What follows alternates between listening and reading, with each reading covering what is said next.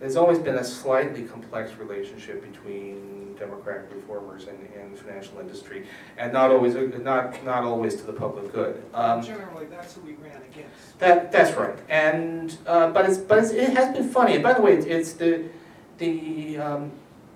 if you look at campaign contributions, one of the few industries that stayed at least slightly more than halfway democratic in its contributions, even through the height of the Bush years, even when everybody was saying, oh, we're a permanent Republican majority, was in fact investment banking. So you guys, there is a kind of a funny thing. In some sense, in a slightly weird way, Wall Street is part of the loyal Democratic base, which I'm is... talking about the 60s, you know. Right, no, but there was definitely a time when it was very different. But right now, the point is, we do live in an era of money-dominated politics, much more than was the case.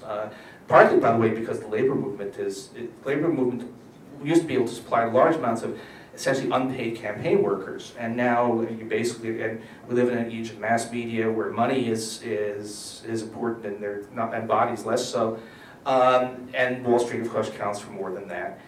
We also live in a much more complex financial world, partly a result of the deregulation that took place under Reagan, but with a lot of Democrats going along with it, which means that you need more sophisticated stuff. And there is a dilemma. Now, I said this right, I was saying this probably right at the beginning, that the trouble with this was to deal with the financial crisis, Obama had to have people who knew where the bodies were buried.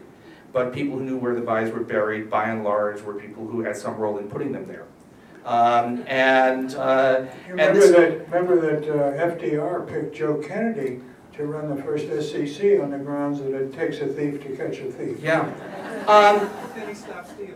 But then all of there is this sense that they're too close. I think it's not as extreme as Simon Johnson, if you haven't read it, he's a great article in the Atlantic, terrific article in the Atlantic.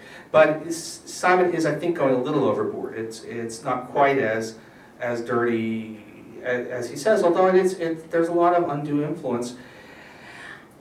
A lot depends on, what can I say, they just came out with this financial reform plan. Relative to what you might have hoped for, it's disappointing.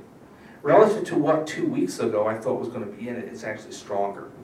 So I think it's actually, I think some of this criticism is getting to them, put it this way. I think that it's good to keep on hectoring Obama and his people about this, because I think they are actually realizing they must not appear to